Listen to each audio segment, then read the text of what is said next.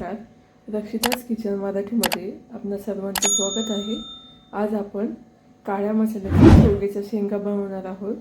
त्यासाठी मी 2 मोठे कांदे चिरून घेतलेले आहेत, कढीपत्ता घेतला आहे धुवून, कोथिंबीर धुवून घेतलेली आहे, अद्रक आणि लसूण घेतलं आहे, काळा मसाला घेतलेला आहे, मीठ घेतलं आहे, खोबरं घेतलेलं आहे चिरून, अर्धा टोमॅटो घेतलेला आहे आणि शेवग्याच्या शेंगा घेतलेल्या आहेत धुवून 2 मोठ्या. तर आता आपण रेसिपीला सुरुवात करणार आहोत. आता आपल्या ज्या शेवग्याच्या शेंगा होत्या त्या मी एका पातेल्यामध्ये घेतलेल्या आहेत. त्यामध्ये मी 1.5 ग्लास पाणी टाकलं आहे आणि थोडंसं मीठ टाकते आहे. मीठ टाकल्यानंतर मी ते आता गॅसवरती ठेवणार आहे. एका गॅसवरती मी शेवग्याच्या शेंगा ठेवलेल्या आहेत शिजण्यासाठी. त्या आपण 50% शिजवून घेणार आहोत. दुसरा गॅस मी पेटवून घेते.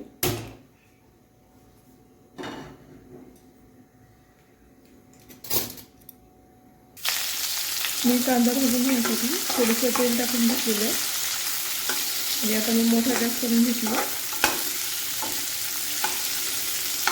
आपल्याला जरा लालसर कांदा भाजायचा.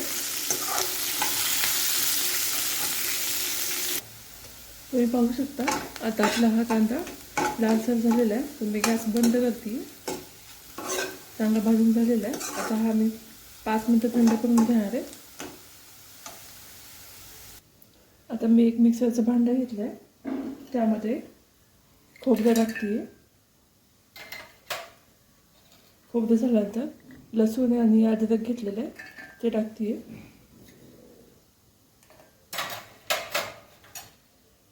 भरपूर असा कढीपत्ता टाकते.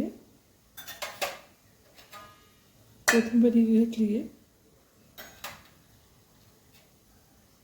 आणि हे अर्धा टोमॅटो घेतलं आहे. तुम्हाला जास्त आवडत असेल तर तुम्ही जास्त पण घेऊ शकता. आता आपण ह्याच्यामध्ये आपला जो आपण कांदा परतून घेतलेला होता, लालसर भाजलेला होता, तो मी त्याच्यामध्ये काढून घेते.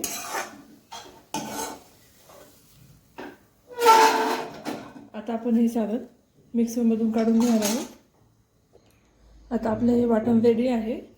आता हे आपण कढईमध्ये काढून घेणार आहोत. तर आपण हे कढईमध्ये वाटण काढून घेतलेलं आहे.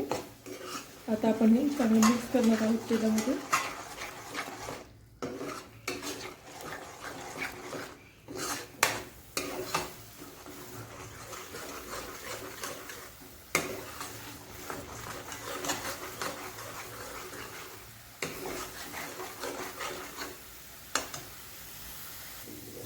मसाल्याला आता तेल सुटायला लागलं आहे, तर त्यामध्ये मी आता 1 आणि वरती थोडंसं म्हणजे 1.5 चमचा काळा मसाला टाकलेला आहे आणि तो हलवून घेते.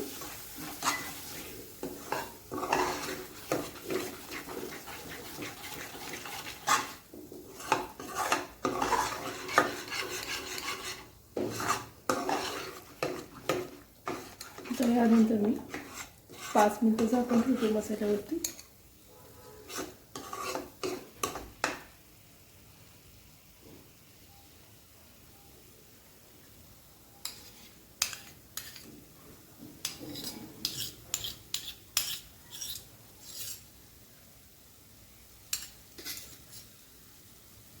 आता मी ह्याच्यावरती 5 मिनिटं झाकून ठेवणार आहे.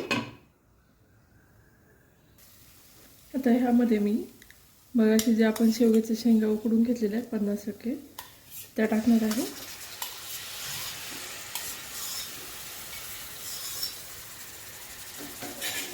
आता आपण हे मिक्स करून घेऊया.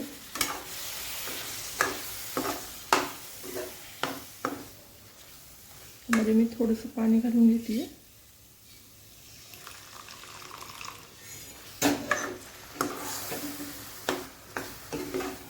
आपण ह्याला चांगलं मिक्स करून घेतोय.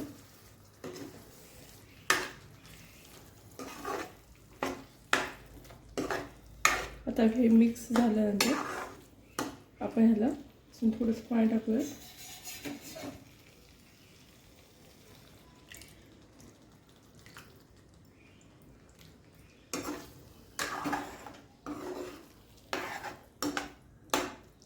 तर ह्यानंतर आपण ह्याला 5 मिनिटं झाकून ठेवणार आहोत. आता ह्या रशामध्ये मी मीठ टाकणार आहे चवीपुरतं.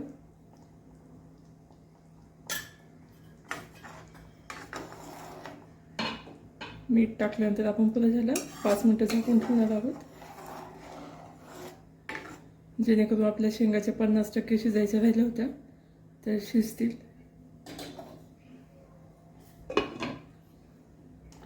तर तुम्ही पाहू शकता आपल्या भाजीला तरी आलेली आहे आणि आपल्या शेंगा पण शिजलेल्या आहेत. आता मी गॅस बंद करते. तर आपली काळ्या मसाल्याच्या शेवग्याच्या शेंगाची भाजी रेडी आहे. तर तुम्हाला ही रेसिपी कशी वाटली ते मला कमेंट बॉक्समध्ये नक्की सांगा. व्हिडिओला लाईक आणि चॅनलला सबस्क्राईब करायला विसरू नका. थँक्यू.